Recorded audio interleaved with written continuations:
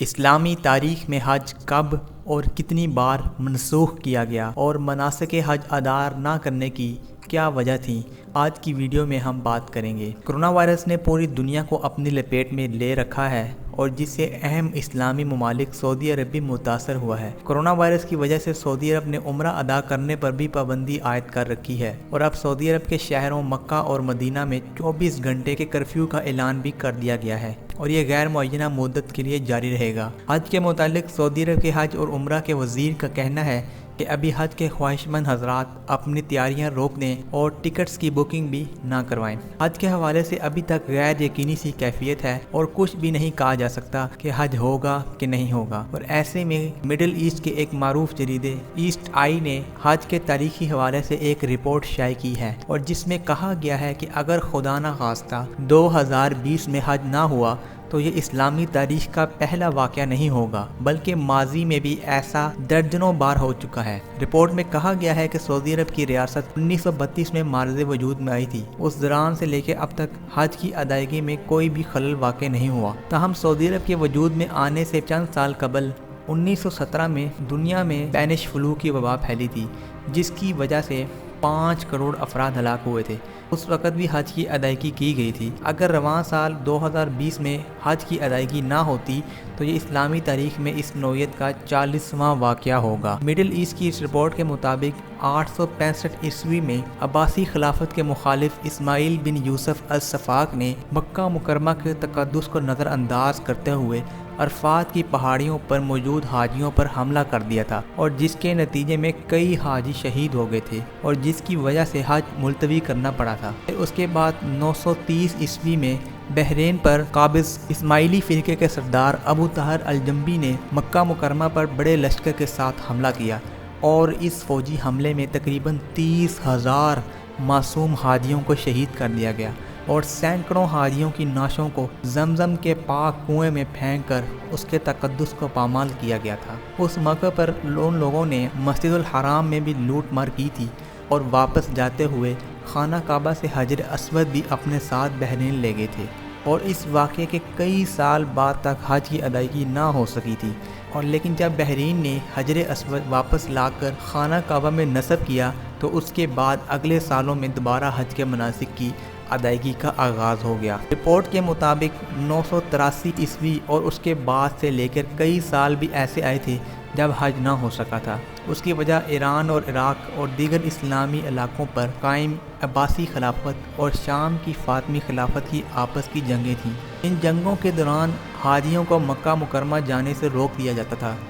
اور مسلمانوں کی ان آپسی جنگوں کی وجہ سے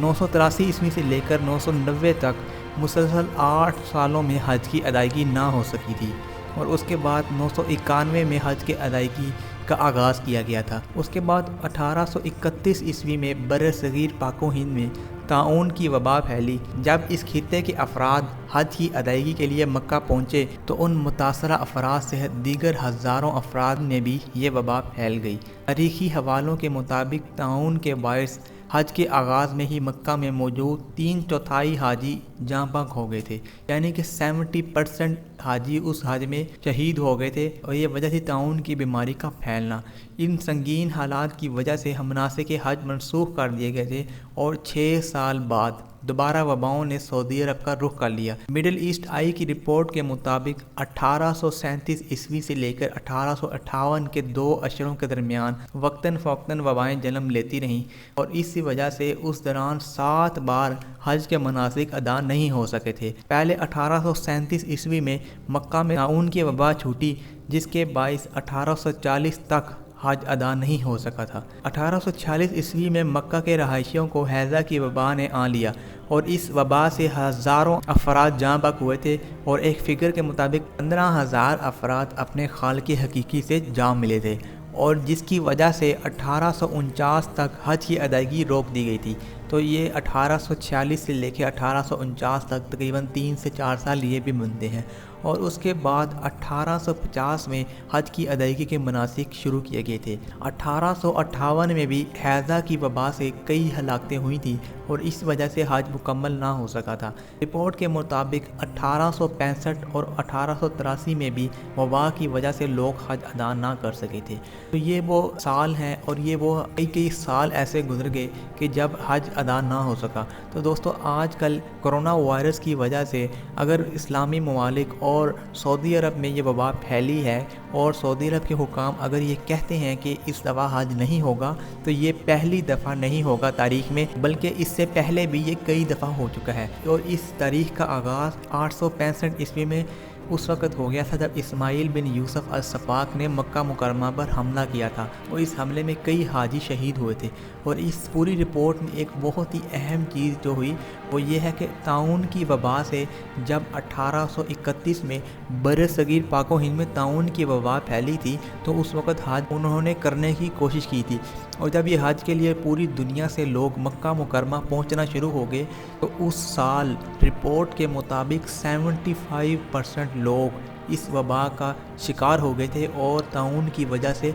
شہید ہو گئے تھے۔ تو 1831 میں طاعون کی وجہ سے 3/4 لوگ حاجی جو سے ہیں وہ شہید ہوئے تھے۔ تو یہ اگر آپ اندازہ لگائیں کہ اگر اس دفعہ کرونا وائرس جاری رہا اور حج کی انہوں نے اجازت دے دی تو کتنا نقصان ہو سکتا ہے، آپ اس سے اندازہ لگا سکتے ہیں کہ اس وقت 75% لوگ شہید ہو گئے تھے۔ اور دوستو کرونا وائرس کے بارے میں آتا ہے کہ یہ ہجوم میں بہت تیزی سے پھیلتا ہے، تو اسی لیے اگر اس دفعہ حج نہیں ہوگا تو یہ پہلی دفعہ نہیں ہوگا بلکہ اس سے پہلے بھی کئی دفعہ ہو چکا ہے۔ اور دوسری بات یہ لوگ آج کل سوشل میڈیا پر یہ حدیث اور دیگر چیزیں شیئر کرتے ہیں کہ جس سال حج نہیں ہوگا اس سال یہ ہوگا، تو یہ پہلی دفعہ نہیں ہوا بلکہ اس سے پہلے بھی کئی دفعہ ہوا ہے، اور اس چیز کو وہ قیامت سے ملانے کی کوشش کرتے ہیں کہ یہ جب جس دفعہ یہ ہوگا تو اس کے بعد قیامت اس وقت آئے گی۔ قیامت کے لیے اور بڑی نشانیاں ہیں جو ابھی پوری نہیں ہوئی۔ ابھی امام مہدی کا ظہور ہونا ہے اور ان کے بعد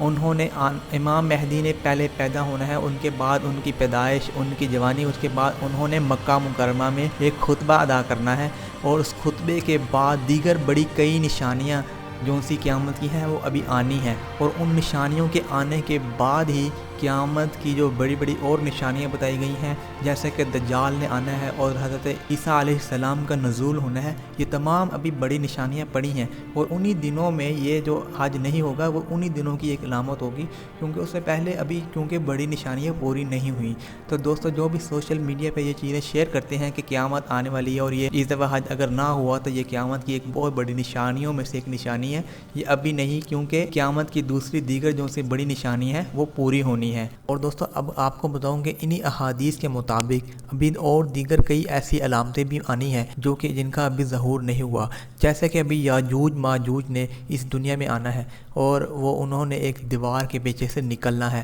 اور اس کے بعد غزوہ ہند جو کہ ایک بہت بڑی نشانی ہے کہ ایک لشکر نکلے گا اور وہ غزوہ ہند کرے گا۔ تو ابھی یہ غزوہ ہند ہونا بھی باقی ہے جو کہ قیامت کی ایک بہت بڑی نشانی ہے اور ایک قیامت سے پہلے کی ہے، اور اس کے بعد پھر وہاں سے حضرت عیسیٰ علیہ السلام کا نزول ہوگا اور یہاں سے امام مہدی بھی آئیں گے اور ادھر دجال سے پھر ان کا مقابلہ ہوگا۔ تو اس طرح یہ دیگر اور کئی بڑی نشانیاں ہیں قیامت کی جن کا ابھی ظہور ہونا ہے، اور ان تمام چیزوں کو حج کے ساتھ منسوب کرنا کہ جس سال حج نہیں ہوگا وہ اس کے بعد قیامت آ جائے گی، تو یہ ایسا کرنا صحیح نہیں ہے، کیونکہ اس سے پہلے آپ کو بتایا میں نے ویڈیو میں کہ 40 سے زائد دفعہ حج نہیں ہوا۔ تو ان تمام قیامت کی نشانیوں کو اس حج کے ساتھ صرف منسوب کر کے کہہ دینا کہ حج جون سا ہے جس سال نہیں ہوگا اس کے بعد قیامت آ جائے گی، تو ایسا کرنا بالکل بھی صحیح نہیں ہے، کیونکہ قیامت کی جو دیگر نشانیاں احادیث کی روشنی میں بتائی گئی ہیں پہلے ان کا ظہور ہونا وہ بھی بہت ضروری ہے۔ تو دوستو اگر آپ کو یہ میری ویڈیو پسند آئے تو میرے چینل کو سبسکرائب کریں اور اس ویڈیو کو لائک ضرور کریں۔